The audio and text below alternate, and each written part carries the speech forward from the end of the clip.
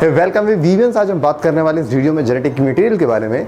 जी हाँ, हमने अब तक डीएनए के स्ट्रक्चर के बारे में बात कर ली थी। आज हम थोड़ा सा पढ़ेंगे पहले आरएनए के स्ट्रक्चर के बारे में, देन हम बात करते हैं जेनेटिक मटेरियल के बारे में।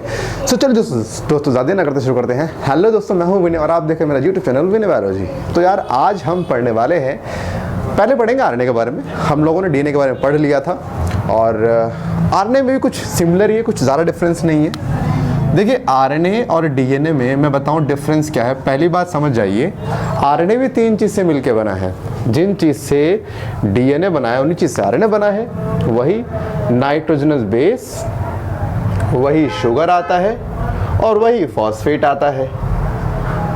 लेकिन फ़र्क इसमें बस इतना है कि जो शुगर यहाँ पर आता है वो शुगर है राइबोज, जबकि डीएनए में क्या था, डीऑक्सीराइबोज।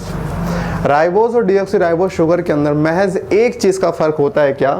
राइबोज शुगर का जो सेकंड कार्बन होता है इसके पास एक ऑक्सीजन एक्स्ट्रा पाई जाती है। क्या पाई जाती है? ऑक्सीजन एक्स्ट्रा पाई जाती है। तो आप ऐसे समझ लीजिए कि ये रहा ये, और यहाँ पर जो दूसरा कार्बन है यहाँ पर OH होता है, जबकि राइबोज शुगर में सिर्फ H प्रेजेंट होता है। तो कायदे से राइबोज शुगर के पास एक ऑक्सीजन एक्स्ट्रा है। और नाइट्रोजनस बेस की बात करें तो वही यहाँ पर आएगा, प्यूरिन आएगा, वही पायरिमिडिन आएगा।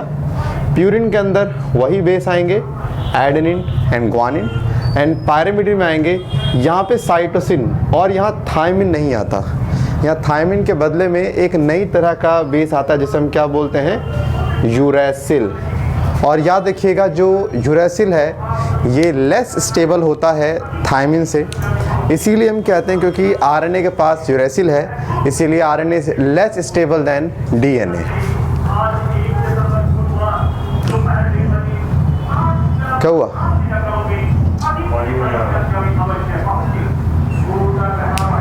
यार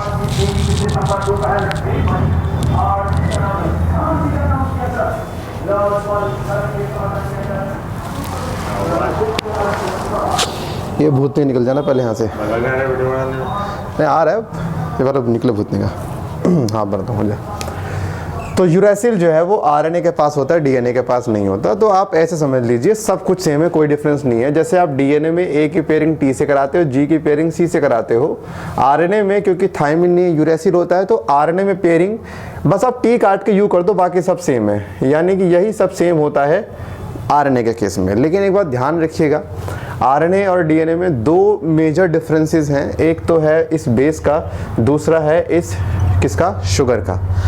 तो आरएनए भी बिल्कुल वैसे ही बनता है जैसा हम जानते हैं। आरएनए भी न्यूक्लियोटाइड है, यानी कि आरएनए में भी कैसा होगा, बेस होगा, शुगर होगा, फॉस्फेट होगा, फिर से शुगर, फिर से बेस, यानी इसी तरह से आरएनए भी मिलके बना होता है। तो अभी मैं आपको क्या बताने वाला हूँ कि जेनेटिक मटेरियल हमारा कौन होता है। देखो जेनेटिक मटेरियल अगर आम भाषा में बोलूँ, हम जैसे हमारे घर में एक मुखिया होता है जो हमारे घर के सारे फैसले लेता है, घर के सारे बड़े छोटे बड़े फैसले मुखिया ही लेता है।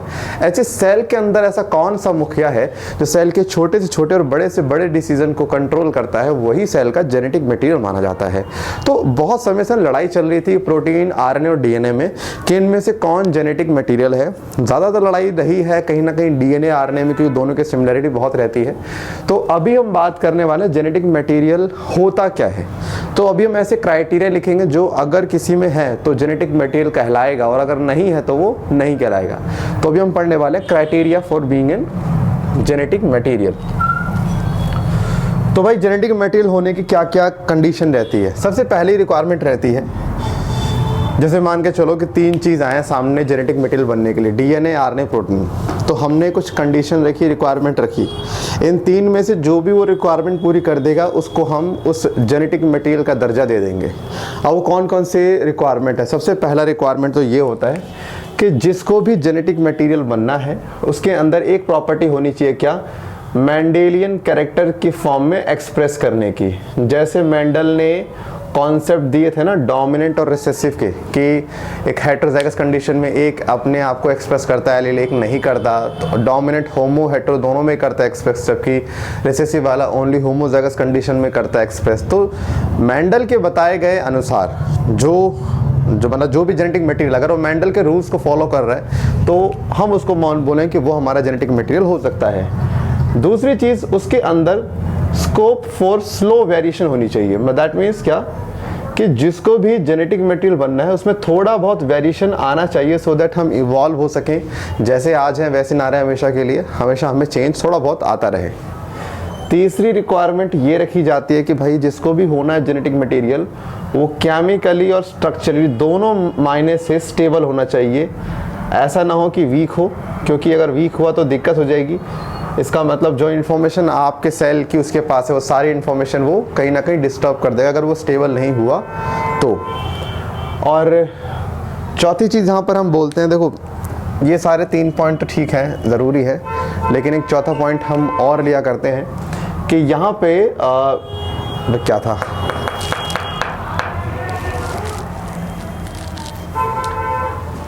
कैरेक्टर स्लो चेंज केमिकली, हाँ इसमें एक पॉइंट और होना चाहिए कि उसके अंदर रेप्लिकेशन की पावर होनी चाहिए। दैट मीन्स वो अपनी कॉपी बनाने में सक्षम हो, ताकि जब 1 से 2 सेल बने तो अगर एक सेल के पास वो जेनेटिक मटेरियल है तो वो दोनों को देने के लिए उसमें एबिलिटी हो। कैसे? अगर जेनेटिक मटेरियल में रेप्लिकेशन की पावर नहीं होगी तो वो आगे दोनों सेल्स को प्रोवाइड नहीं कर पाएगा जो मटेरियल देना होता है। तो ये 4 पॉइंट है, अगर कोई भी चीज़ इन चारों को शो कर दे तो हम कह सकते हैं कि भैया वो जेनेटिक मटेरियल है। ध्यान सुनना, ये चारों प्रॉपर्टी सिर्फ डीएनए शो करता है, आरएनए चारों प्रॉपर्टी शो नहीं करता, इसीलिए हम डीएनए को अपना जेनेटिक मटेरियल मानते हैं। डीएनए है जो हमारे सेल को कंट्रोल करता है। आपको बताऊं डीएनए कहीं ना कहीं ज़्यादा स्टेबल माना गया आरएनए से। एक तो डीएनए का स्ट्रक्चर कौन सा, डबल हेलिक्स, डबल हेलिक्स होने की वजह से डीएनए काफ़ी ज़्यादा स्टेबल माना गया है। दूसरा, डीएनए के पास थायमिन होता है and thymine is more stable then uracil. तीसरा, डीएनए के पास डीऑक्सीराइबोज शुगर होता है। डीऑक्सीराइबोज शुगर के पास एक ऑक्सीजन कम होती है जिस वजह से इसकी रिएक्टिविटी कम हो जाती है, और रिएक्टिविटी कम होने से इसकी स्टेबिलिटी बढ़ जाती है। तो ये चीज़ डीएनए को स्टेबल बनाती है, जबकि आरएनए लेस स्टेबल है, क्योंकि आरएनए पहली बात तो सिंगल स्ट्रैंडेड फॉर्म में मिलता है।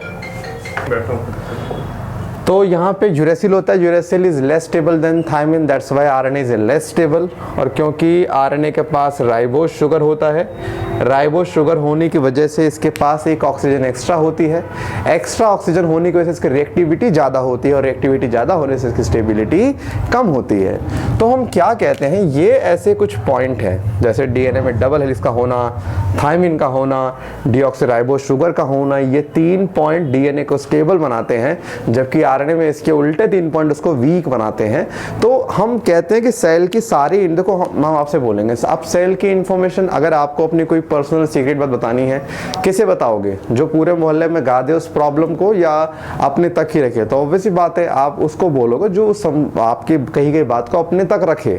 जो पूरे मोहल्ले में चुगलियां करता फिरेगा उसे आप अपनी कोई पर्सनल बात नहीं रिवील करोगे।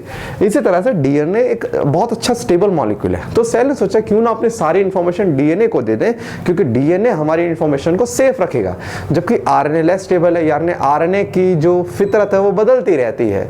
तो यहाँ पे आरएनए जो है ना काफ़ी ज़्यादा म्यूटेट कर सकता है, काफ़ी जल्दी म्यूटेट कर सकता है, दैट्स व्हाई आरएनए को कोई इन्फॉर्मेशन नहीं दी।